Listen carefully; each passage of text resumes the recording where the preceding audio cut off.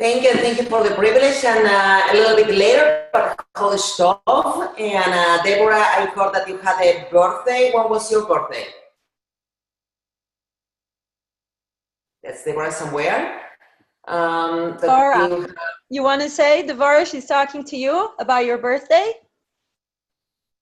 It was Rosh Chodesh this year, yes. Yeah, perfect. Actually, mine was on Rosh Chodesh as well. That was this past Tuesday, February 4th, was also Rosh Chodesh, Rosh Chodesh Adar. And so, first of all, Yom Holedet Sameach. And it was wonderful to make it coincide with Rosh Chodesh. It was just by chance, because actually I was born on the 25th of Shvat, but in this particular case, because of how the calendar moves, the combination between the solar calendar and the lunar calendar that comes together, this year was on Rosh Chodesh. Rosh Chodesh Adar actually is a very special one, because it says that Mishen Nechnas Adar Marbim V'Simcha, which means that when Adar enters, we multiply in our joy, and we truly hope that every year after year it does happen. Sometimes more, sometimes less. This year, as Masha was saying, this year we have 2 months of Adar. The month of Adar that is added to our calendar, that in a period of 19 years, 7 of those are leap years. The month of Adar that is added is Rosh Chodesh Adar Aleph, meaning this Adar, because Rosh Chodesh Adar Bet, which is next Adar, which is starting on March 7th, has to always be in combination with Passover, with Pesach. And as Masha was saying, it's a very special moment for women, because it says in the Midrash that in the exegesis, that Rosh Chodesh is a festival that was given to women for a very particular reason. And the particular reason is that women were always willing to help in the building of the tabernacle and in the building of the Mishkan, in the place in which God will dwell in for those 40 years in the desert. And they were also willing to give from themselves in order to build the Temple of Jerusalem. How did they do that? Imagine that it's all these women taking all of their jewelry and giving it in order to melt all this material in order to make of the beautiful Mishkan and the beautiful tabernacle. So they were, the Midrash comes and says Rosh Chodesh is for women, and Rosh Chodesh was a very important festival in the Torah, because basically in the Torah we don't have Hanukkah, we don't have Purim, we basically have Pesach, Shavuot, Sukkot, Shabbat, Rosh Hashanah, that is not called Rosh Hashanah, it's called something else, Yom Kippur, that is also called kind of something else, and Rosh Chodesh. But Rosh Chodesh, like Shabbat, was something that was repeated every single beginning of the month. It's like the fertility calendar for a woman. The same thing happens with the moon. So you have nothing, something that they could not see, which is the new moon. Then you have a little bit of the moon that they were able to see, as if something is growing up inside the cosmos, as if inside ourselves something grows up inside our womb. And then the full moon, which is about, in this ancient civilization, was all about fertility. And then the declining moon, and then again a new moon. So basically it's a whole cycle of 4 weeks. And 4 weeks are important because it's the symbol of purity in the time of the Bible. Those 4 weeks that were all carried by, they saw the moon, they saw the cycle of femininity, of the cycle of women's life. And so this moment of reproducing itself and dying and starting again was like a kind of an award that was given to women. So Rosh Chodesh is important for women, but mostly because women have been very active in our biblical text, then a little bit more silenced afterwards, and then again active very much about that. So what we are going to talk today is about Rosh Chodesh, but also about the activism of women, and it's women in general, and the voice that women have and always had in the Jewish tradition, in our Jewish heritage. While our traditions, a lot of the women, even until today, have been completely silenced, here we are, all of us, and Yakir, that is joining us because we are very generous and we allow him to join us at 9 o'clock on a Sunday night. So here we are elevating our voices many, many years later, we have plenty in the entire Torah and in the time Bible, a lot of women that have been extremely active. And that's how our traditions have been so open about allowing women to be part of the tradition. So what I'm gonna do is I'm gonna speak a little bit about, you know, in the last 3,200 years, you know, what happened, or even in the last 57, 79 years with the precision, what happened in our tradition. And then I will move into Q&As. I get that Masha, you're gonna coordinate, or Tammy, you're gonna coordinate the Q&As, and we'll just leave the last 15 minutes for that. Now, if you wanna talk and you either agree, disagree, you want to comment or something like that, I like participation. So if you want, you know, just unmute yourself, and it probably will come in my screen your face. So it's gonna be nice to put the face with the name. Otherwise, just say your name, and I will be able to respond to that, or, you know, we are welcome any kind of comments. So let's start from the very beginning. And so in the beginning, God created, basically, Bereshit bara Elohim. So in the beginning, God created, and in the first creation in which everything is coming from God, and God said there was light, and it was light, and the separations was separation. One of the most beautiful things that we have is the two aspects of creation. And in the two aspects of creation, which is Bereshit, or Genesis 1, and Bereshit, Genesis 2, we have two creations from our text. And the first creation is a creation of something that happened in the separation of one human being, humanity in general, which is basically the creation of Zachar u'Nekeva. Zachar u'Nekeva, which means male and female, are coming together in the first creation, which is said that God says to the angels, or to the cohort, "Naaseh Adam ketzalmeinu kidmutenu." We are making a human being according to our features and according to our, the way we look at ourselves. And God put in that human being, Zachar v'Nekeva bara otam, which means God created them male and female, one together. And there's a lot of midrashim and lots of speculations about the creation of this human being. It was an androgynous creation, meaning both of them at the same time, putting them together, because God says, finally, Aseram Ezer Kenegdo, God is saying that we need to create for humanity a complement way of just being together. In creation number 2, we have a completely different story that you might have, you know, read about, or heard about, or seen in the different movies. That is, God seems a tardema, meaning a kind of a sleeping ambient to Adam, right? Some kind of alprazolam or sulpidem, like just like put him to sleep a little bit, and that's called tardema. And from there, one word that is used there sometimes is overseen. It says that God created women, but the verb that is used at that moment is ba'even Elohim. Ba'even means God built a woman, right? And we say that the woman was built from the tzela, from the side of Adam. Doesn't say that it's from the rib, it says that it's from the side of Adam.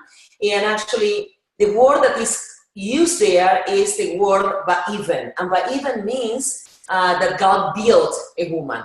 So the rabbi said, what does it mean? If God had created everything else, Vayomer Elohim, and God said, and Vayivra Elohim, and God created, Vayitzar Elohim, and God created from some matter, meaning from some chomer, from something that was already there.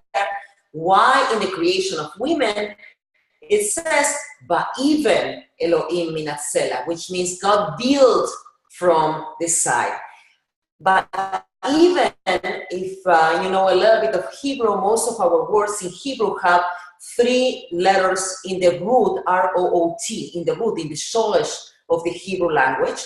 Most of them, some of them have only 2 letters, but in the shoresh, in the Hebrew language, we have 3 letters. And the word ba'even is from the word bet, nun, hey, which is a B and an N and an H. And basically, that word is the word that is used for the word binah.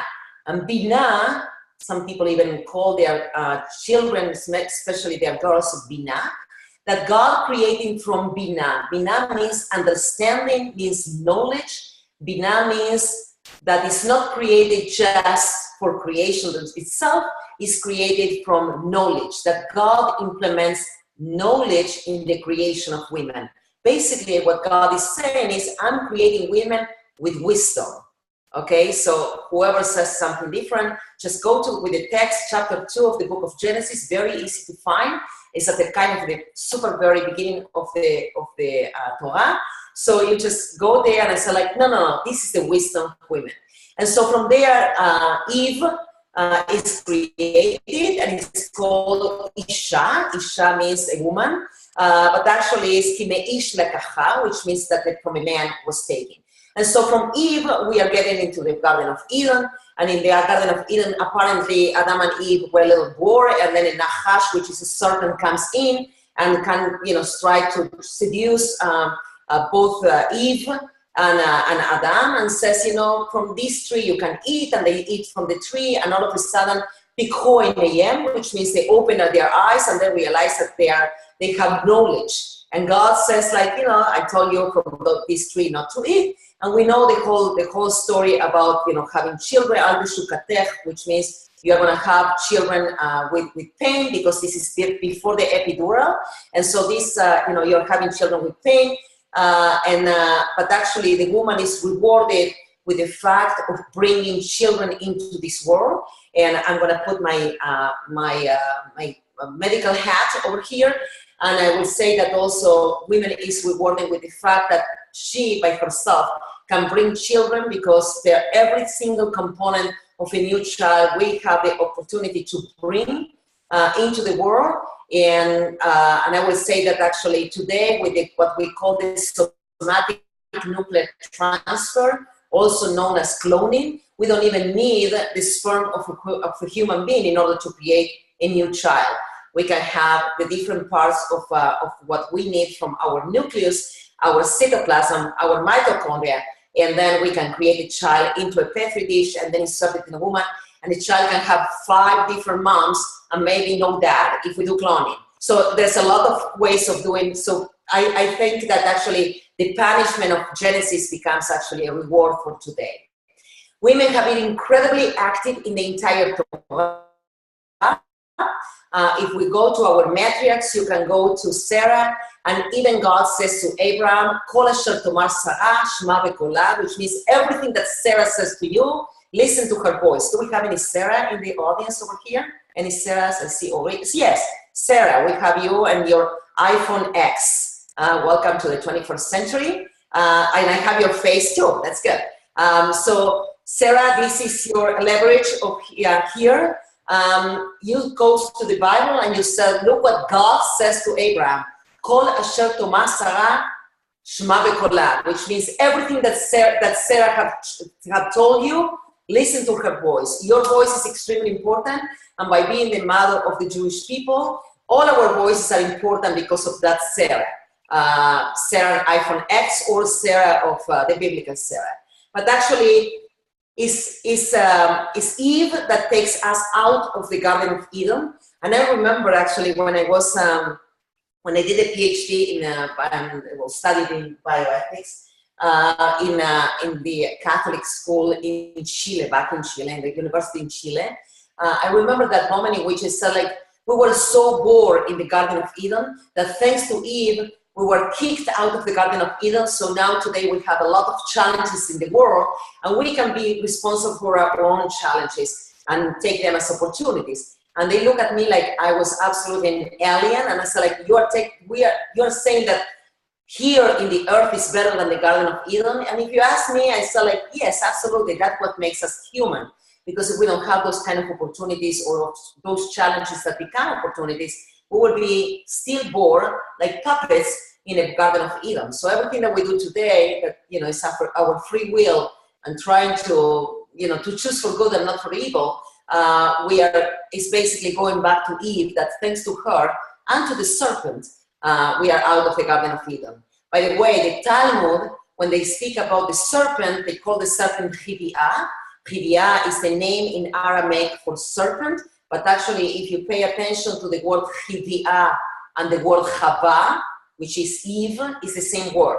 So basically in Talmudic times, they thought that the serpent and Eve were the same conglomeration, the same unity. And so basically they said that Chava, Eve, was the serpent. It's fine. If you think of the serpent is the symbol of healthcare.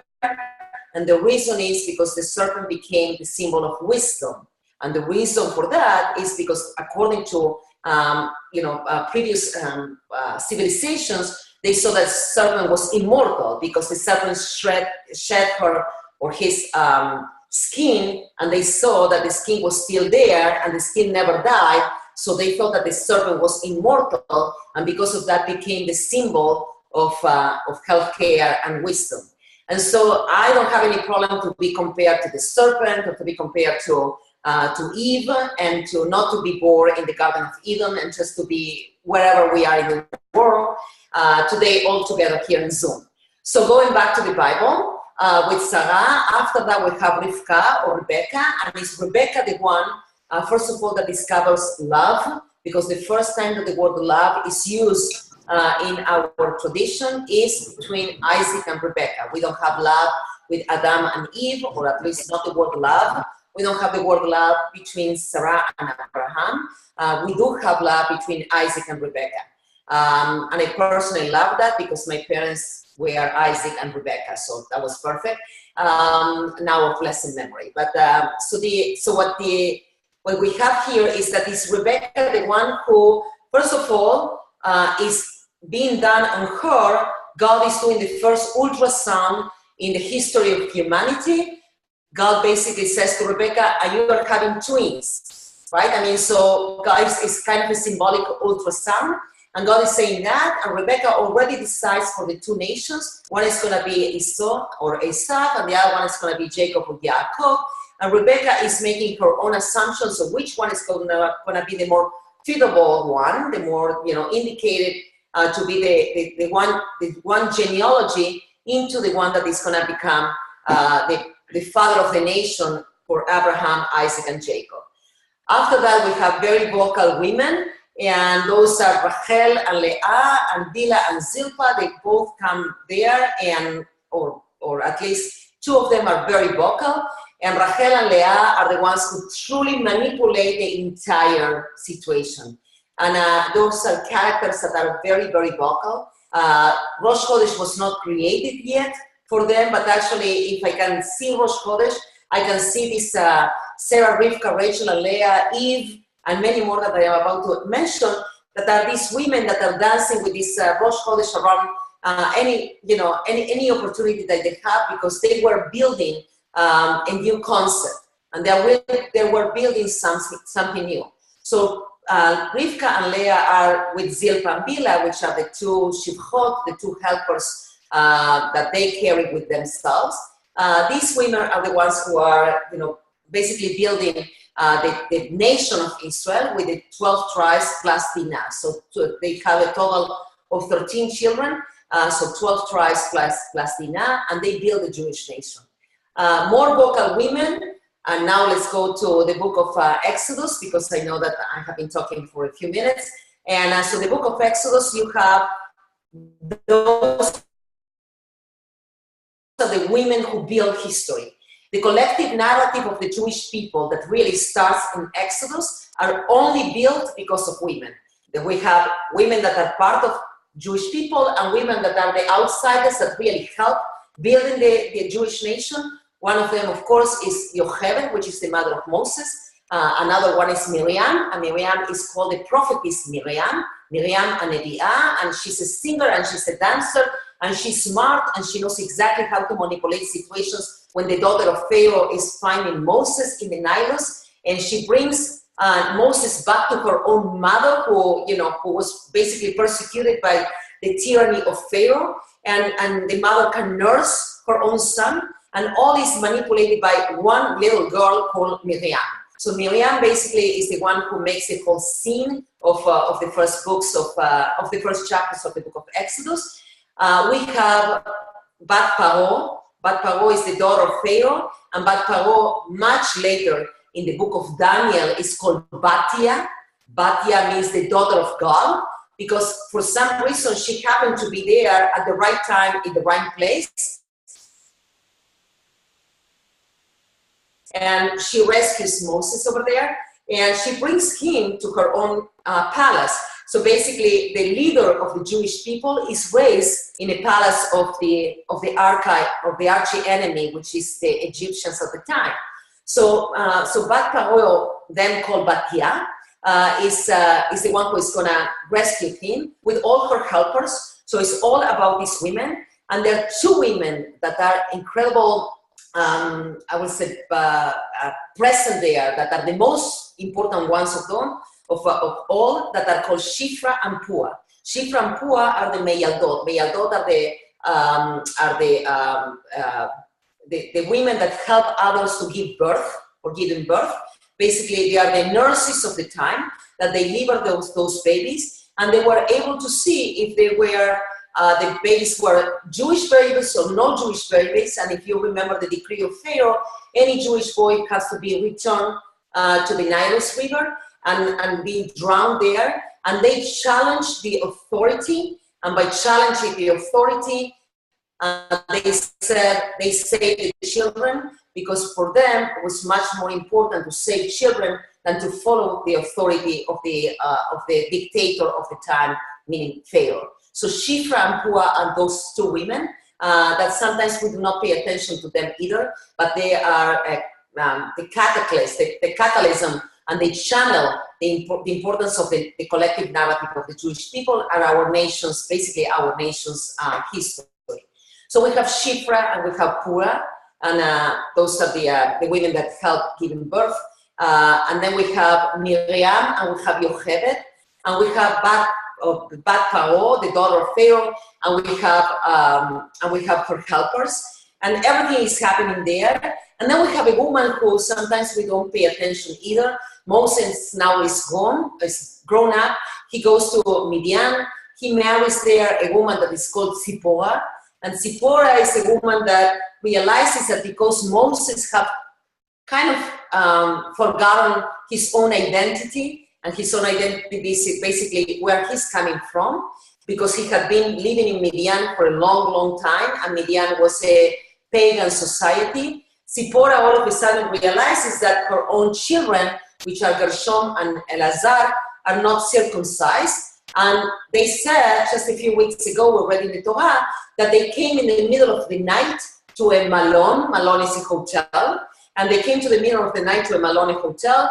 And there is Malach HaMavet, which is the angel of death, is coming to kill, her children. And she realizes that actually her children are not circumcised. And she, first mohelet in the history of the Jewish people, she, by not being Jewish, she was a Midianite, she's the one who circumcises her own children, so a woman can be a mohelet, and she circumcises her own children, and because of that, she's able to save them, and we have the children of Moses, thanks to this woman called Zipporah, that happens to be Moses' wife, or at least what we know as Moses' wife.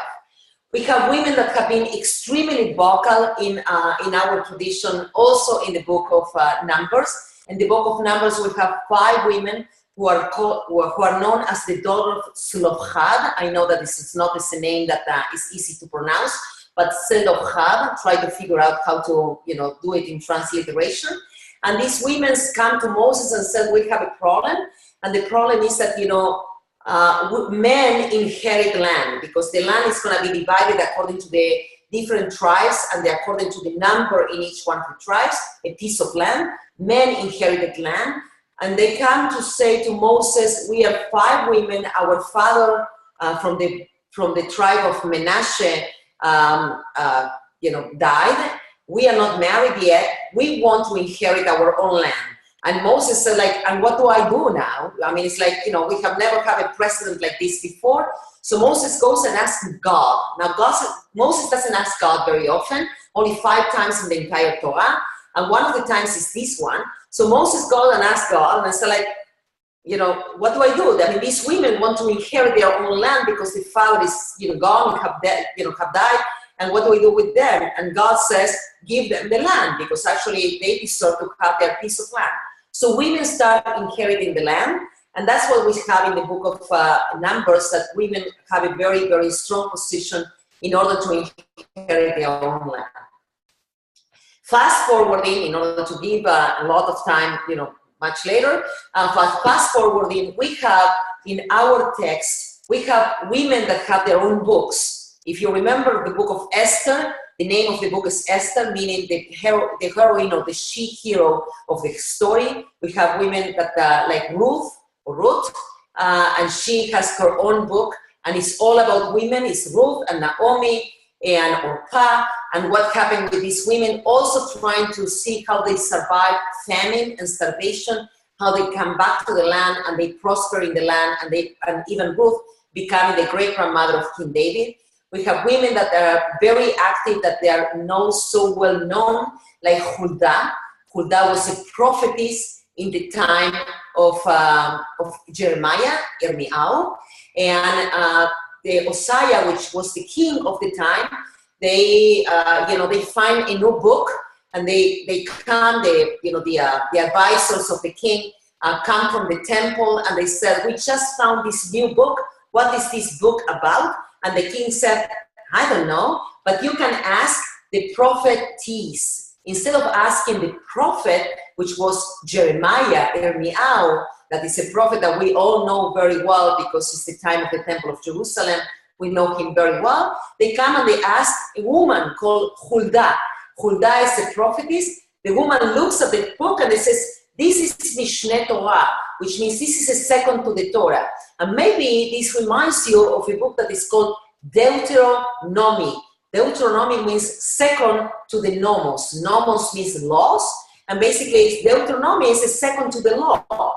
And that is Mishneh Torah, it's the fifth book of the Torah, Deuteronomy, the book of Gvanim in Hebrew.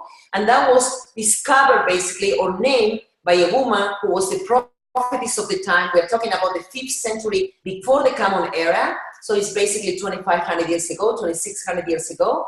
This Huldah is the one who comes and says like, wow, now we have the book of Deuteronomy that joined the other 4 books of the Torah. And there's other women like Abigail, that's married to King David, the daughter of King David, Michal, the daughter of King David, Meirav, the daughter of Shaul, married to King David, Meirav. We have all these women that come and said to both to King Saul and both to David and say like, you are behaving wrongly. You have to follow this and that. Basically, follow what are the different steps of God in order to follow that for us to be saved. If you act like a Michiganer, like a crazy guy, nobody's gonna follow you, and they pay attention to what their women are saying. We have a woman in the time of one of the military leaders of the people of Israel called Nehemiah or Nehemiah, that they are coming out of the exile from the Babylonian exile. And this woman is very, very few people know about her. Her name is Noadiah. And Noadiah basically is the authority of the time, of the woman authority of the time of Nehemiah. And so, we have plenty of these women. And one of my favorites is, I saw that we have a Bora Salver. One of my favorites is Bora.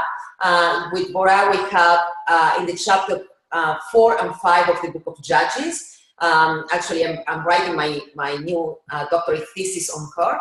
But Bora and Yael are these women that are women of Eshet Lapido, the woman of torches, the woman that really brings the people of Israel together, at least the northern tribes of the people of Israel together. And these women are the ones who are bringing not just the society together, they are bringing also peace into the land. They are taking history in their own hands. They are acting, or with their actions, they are showing that women can sing and can be prophetess and can judge and can be mothers of Israel. And they encompass an incredible opportunities for all the people of Israel to know that they are under the protection of a woman.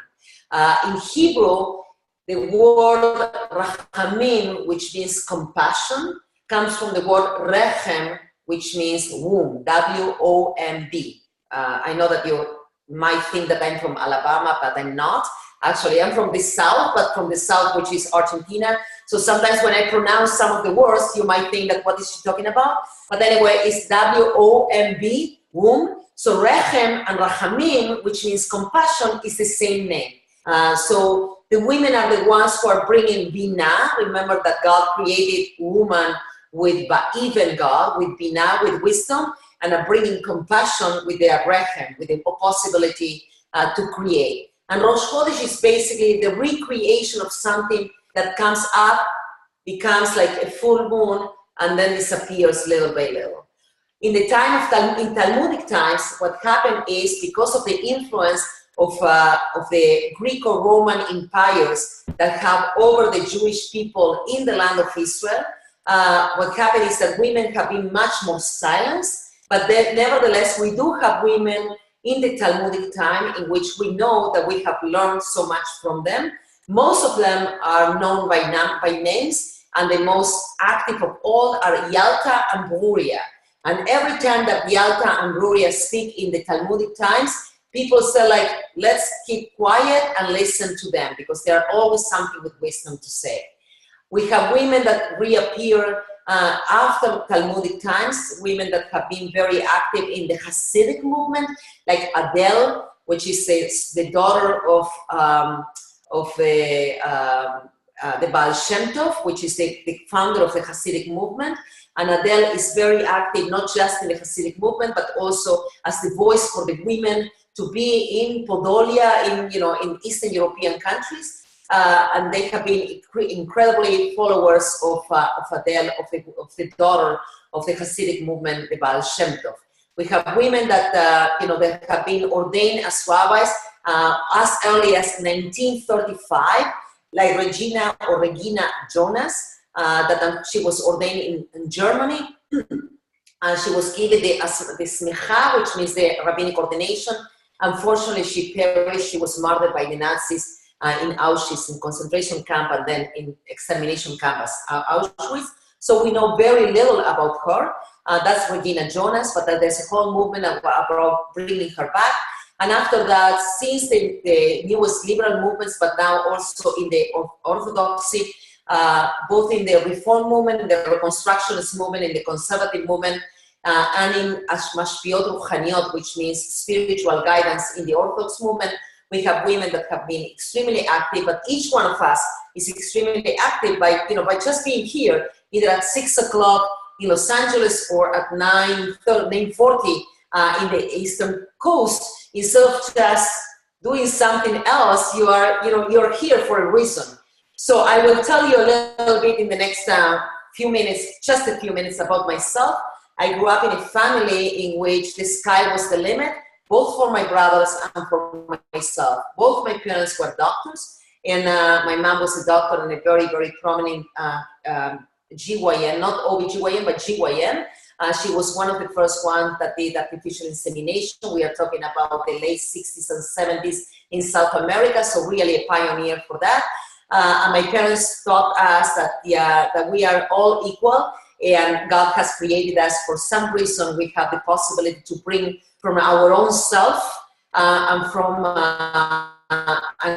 men can contribute from themselves, and women can contribute from themselves, and we can create a better society because of what each one of us can give to the society. There's never a competition. It's not about that. It's about bringing the best of ourselves to our society. So I grew up in a Jewish day school and Jewish high school, and going to Jewish camps, and the whole Megillah, and the whole story about that. But my parents said to me, if you want to become a human being, you have to go to medical school. Basically, that's the definition of being human being in my family, was whenever you have, a medical degree under your arms. In the Talmud, they have a whole discussion of when life starts. And the rabbi said life starts when 56 days after the conception. Another one says when the rosh, the head of the baby, is outside of the womb of the mother. Another rabbi said when 2/3 of the baby is outside, if the baby comes with the tuches first, podalit, when they come backwards. Some rabbis said when the toddler starts talking, that's when life starts. in my family, life starts when you have a medical degree under your wings. And after that, you do whatever you want in life. After you become whatever you want, either a neurologist, a radiologist, a cardiologist, a pediatrician, whatever you want to be in life, you can choose from those specialties, and then you do whatever you want. Anyway, I personally was in medical school, 2 weeks into medical school, and I asked actually the chair of the Department of Anatomy, when are we going to start talking about the human being in a very holistic way, because I like to look at the pictures, at the big picture. And so, we were talking about the liver and about the pancreas and about the spleen, but we never talk about, the whole, holistic thing. They say you have to work and, wait until 4th year of medical school to talk about that. And I knocked the door of the rabbinical seminary, and I said, I know you don't accept women, but can I just study as a hobby? And they said, why not? Just come and study as a hobby. And so I became part of this cohort of this group of men over there, which unfortunately I basically, it was an issue because they have some jokes, internal jokes, that were not appropriate with me being there with them. And so, that we deviated the kind of jokes that they had there. And little by little, I started, growing into that, and I loved it because I love my Judaism, I love my tradition, I love my sources, my mekorot in this 3,200 years of history. And so I, at the very end, in 1994, just to fast forward and to make it very, very short, I was ordained as the first female rabbi in South America. But I always took it as an opportunity. I never took it as a trailblazer. And I always took it as an opportunity to pave the roads for someone who will come afterwards. Of course, I was not a garden of roses. I mean, I was received in some areas very well, and in other areas not so well. In the non-Jewish world, actually, it was much better received than in the Jewish world. But after a lot of, dedication and commitment, and mostly because also the support of my husband, which is an incredible human being, I was able just to grow into this group of people. And I'm very happy that I took this road. And today I just, change hats, or actually put one hat on top of the other, in the medical profession and in the rabbinical profession as well, and other things that I do in life. But what I really enjoy doing a lot is opening the eyes and the ears of people who are seekers.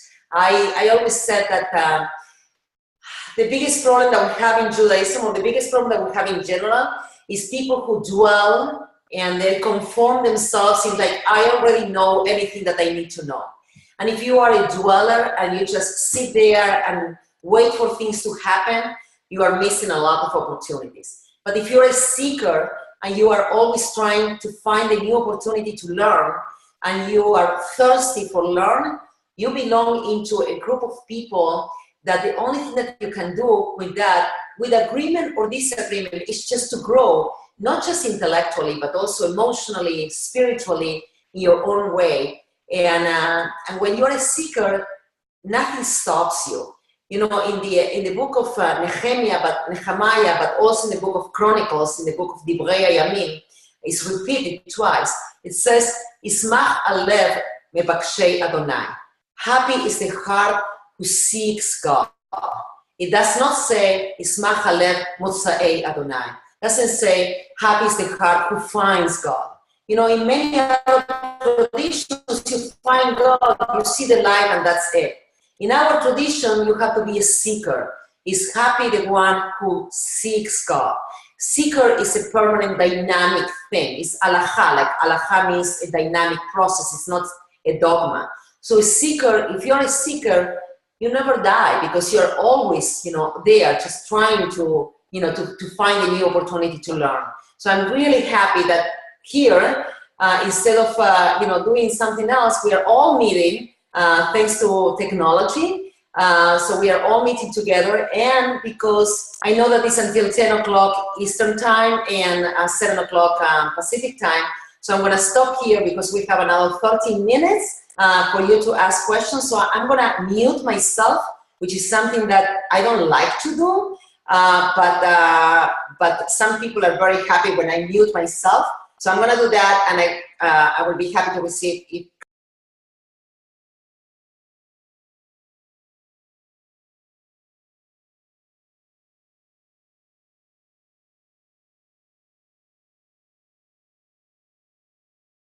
Okay, ladies, anyone has a question? Masha, do you want to lead the question? Do you want to start with the question? I want to first, actually, can you hear me? Yeah? Okay, perfect. So I want to first thank Dr. Bortz for a fascinating overview.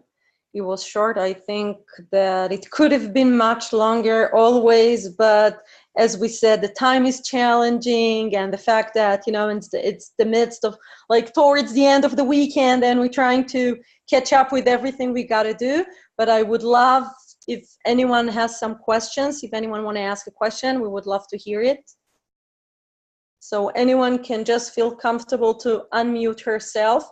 You have it on the left side of the screen. It says mute. So you can just press it and unmute yourself and ask any questions that comes to mind. I have a question. Are your daughters doctors as well? So I have a daughter who is a bioethicist. She works for the American Jewish World Service, and she does a lot of service for women's health in Central America. She works out of New York, but she's in the kind of in the field, and then the other one is in is neuroscience in Jerusalem. So one is in New York and one is in Jerusalem. They are incredibly independent, which that's thanks to also my husband being such a generous, very independent dad. So basically they left home, you know, at the age of 18, but we are very happy in the kind of women they have become. And they're helping a lot of other women. My daughter, the oldest one, who's 27, she worked for a year in Israel for Doctors Without, Doctors for Human Rights, and also she helped a lot of ultra-Orthodox women and Palestinian women to have a voice in Jerusalem as far as perception is concerned. So they have been involved with that. And my youngest one, who finished the army, the Israeli army, 2 months ago, she was also doing in a combat unit. She was doing PTSD and social work in a combat unit. So they have been in the field, but not necessarily doctors. Incredible family. How are you still? Are you still connected to the Argentinian community, and how big is the community in Argentina? So growing up, our Jewish community in Argentina in my time, which is a long time ago, so in my time was about 450,000. Basically, you know, it's a very, very active community, incredibly active community, in which very Zionist community. I mean, I grew up, I can talk in Hebrew with you right now. I grew up with a Hebrew at the same level as Spanish. 99.9% of the Jewish kids went to day school. Mm-hmm. The Jewish day schools were always subsidized by either Jewish banks or by you know, other parts of the community. But every single Jewish kid that wanted to go to a Jewish day school did go. Today, the Jewish community in Argentina is about 220,000. A lot of people made Aliyah. There's a big, huge Jewish community, Argentinian community in Israel, and a lot of people made Aliyah to Miami as well, and some people to California and to New York. But but it's a very, very strong community with lots of Jewish day schools and with lots of Jewish, camps and clubs, like stadiums, and yeah, so it's a very active Jewish community. It's a big voice. In Argentina, of course, we have been victims of anti-Semitism many times, especially on March 17, 1992, with the Israeli embassy, and then on July 18, 1994, with the Jewish Federation called AMIA, in which, unfortunately, both times I was in Argentina for different reasons, and especially the second one, I spent 3 weeks in the morgue receiving victims of the bombing of the army. So it was not not at all. We had a huge aliyah also in the 70s, 73 to 75, because I used to work in Israel in Haifa municipality as a youth advisor, and we got a huge infusion of Olim Chadashim from Argentina and from South America. And it was the best infusion anybody can have, because they were so wonderful, so well educated, so great socially. I mean, it was incredible to have them as part. Right. So in Argentina, you have basically different kind of aliyot or waves of aliyah. In the 50s was very the idealistic aliyah, especially Abonim Dror and Betar, that basically they created the kibbutzim, and mostly the kibbutzim that were in the borders of Israel to defend the land. That's in the 50s. Then you have in the 70s, I'm talking. Right. So then you have in the 70s also, because there was a coup d'etat and a military government came to Argentina, and because of that, a lot of people who were very well involved, very much involved, especially in Tikkun Olam, they were seen as if they were communists, and because of that, for different reasons, and other people who disappeared, and especially if you were Jewish, you would disappear even more. And so they left for Israel. Then we have an aliyah back into the 90s, an aliyah that actually is an aliyah that was, again, a very inspirational aliyah with Ashra, with the inspiration of making aliyah because of idealistic situations. Then you have an economical aliyah, because people was a big suffering in Argentina from the economical point of view. In the year 2000, 2001, some people came back. And so it's back and forth. But what you are saying, Deborah, is very true. The Jewish community that makes aliyah from Argentina to Israel, they adapt very well, because culturally it's very similar. You have a similarity in culture, and also because of the language. So the language is an interesting or a very easy way into insert yourself in the community. And if you come with language, you already have like 80% of your klita, of your settle, of the feeling at home, you have it, 80% over there. So every time I go to Israel very often, many times a year, kind of an average of every 3 months or something like that. And every time I get there, at the passport control, they say, why you don't have an Israeli passport yet? And so they scan my passport and they say, welcome home. Because basically there was a group of stickers, that they put the security stickers over there, was so thick, was literally so thick that, it was hard it was a heavy passport just with the stickers that you have in the back.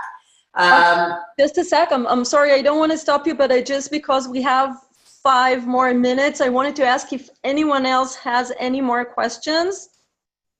Anyone? And if not, maybe I'll take the liberty. Noah, go ahead. Our Noah. Hi, good night, everyone. It's a good night for most of us. Analia, thank you so much for everything you spoke about. It was amazing. And hearing all those beautiful stories about women leadership made me really inspired. And you mentioned before that you were the first female rabbi in Argentina. Isn't that correct? Yeah. In Latin America, yes. In Latin America, okay. So can you please tell us about like one meaningful experience that you remember that was like life-changing for you? First of all, I have to tell you that my daughter's, the one who lives in Jerusalem, best friend, her name is Noah Zinger. Okay, so actually she's Soul Singer from the Startup Nation book. That's his daughter. Anyway, so yes, I have experiences in one way and the other. So it's like when I was in rabbinical school, I just have finished medical school. I was in rabbinical school. I remember the first time I gave a drasha, like basically a sermon on the bima. Coming down, I was not yet a rabbi, but coming down, my dad said to me, intellectually brilliant, but my heart is not there yet. And I think that my